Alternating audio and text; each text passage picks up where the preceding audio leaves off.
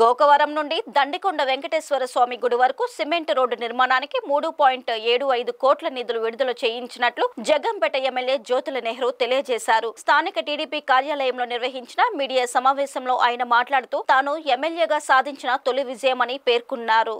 ముఖ్యమంత్రి చంద్రబాబు తొలి ఢిల్లీ పర్యటన పారదర్శక పాలనకు నిదర్శనంగా నిలుస్తుందన్నారు. ప్రధాని నరేంద్ర మోడీతో పాటు కేంద్ర మంత్రులను కలిసి రాష్ట్ర పరిస్థితులను క్షుణ్ణంగా వివరించి నిధుల సాధనలో తొలి అడుగు వేశారని పేర్కొన్నారు. పోలవరం, రాజధాని వంటి అంశాలతో పాటు రోడ్లు, కేంద్ర సంస్థల ఏర్పాటునకు స్పష్టమైన హామీ పొందారని, రాష్ట్రాన్ని అభివృద్ధి చేయాలన్న దృఢ సంకల్పం చంద్రబాబులో స్పష్టంగా కనిపిస్తుందని ఎమ్మెల్యే వెల్లడించారు. జగన్ చేసిన పనుల వల్ల రాష్ట్రం 20 సంవత్సరాలు వెనక్కిపోయిందని ఆరోపించారు. ఈ కార్యక్రమంలో టీడీపీ నాయకులు ఎస్వీఎస్ అప్పలరాజు, మారిశెట్టి భద్రం, కొత్తకొండబాబు తదితరులు పాల్గొన్నారు.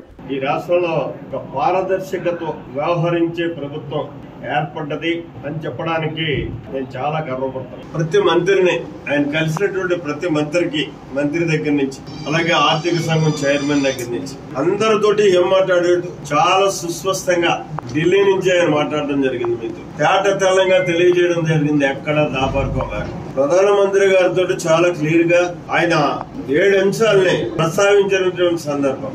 మొట్టమొదటి స్వల్ప కాలానికి రాష్ట్రానికి ఆర్థికంగా చేయొత్తునవ్వండి అని చెప్పేసి కోరడం జరిగింది. అంటే తాత్కాలికంగా మేము నిలబడడానికి కావాల్సినటువంటి ఆర్థిక సహకారాన్ని కేంద్రం నుంచి మాకు ఇవ్వండి అని చెప్పి ఒక స్పష్టమైనటువంటి హామీని కూడా తీసుకోవడం.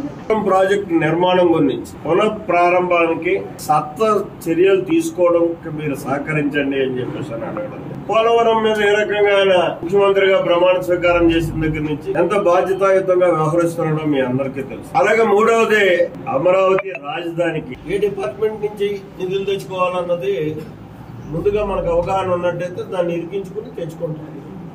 బడ్జెట్లకి ఇరికించుకోగలిగామంటే ఇప్పుడు అటో ఇటో రిలీజ్ అయ్యి వస్తాయి, మనకి పనులు అవుతాయి. అలాగే నిన్న పాలనా విధానంలో నష్టపోయినటువంటి నష్టాన్ని సమకూర్చుకుని ముందుకెళ్ళడానికి ఆస్కారం ఉంటుంది. అలా పరిగెట్టాలనుకున్నా మరి భగవంతుడి సహకారం కావాలి. భగవంతుడి కంటే మెయిన్ గా మీ సహకారం కావాలి. ఇక్కడ జరిగే ప్రతి కార్యక్రమాన్ని మీరు ప్రొజెక్ట్ చేసి చెప్పగలిగితే మంచి కార్యక్రమాలు ఇక్కడ జరుగుతున్నాయి జగ్గంపేటలో, వీళ్ళకి ఎంతైనా సహకారం చేయాలని చెప్పి అక్కడ రాష్ట్ర ప్రభుత్వంలో ఉన్నటువంటి అధికారులకి కలుగుతుంది, మంత్రులకి కలుగుతుంది. తద్వారా మనం ఎక్కువ నిధులు తెచ్చుకుని మన నియోజకవర్గాన్ని అభివృద్ధి చేసుకోవడానికి అవకాశం ఉంటుంది. కాబట్టి మీ సహకారం కూడా తప్పగా మంచికి ఇవ్వండి, ఏమి ఇబ్బంది లేదు. తప్పు చేసేది తెలుసుకుంటాను, ఆ తప్పుని సరిదిద్దుకుంటాను. మా అప్పలరాజు గారు కానీ, భద్రం గారు కానీ వీళ్ళందరూ కూడా నిద్రవడం కాదు, పరిగెట్టాలి నాతో పాటు.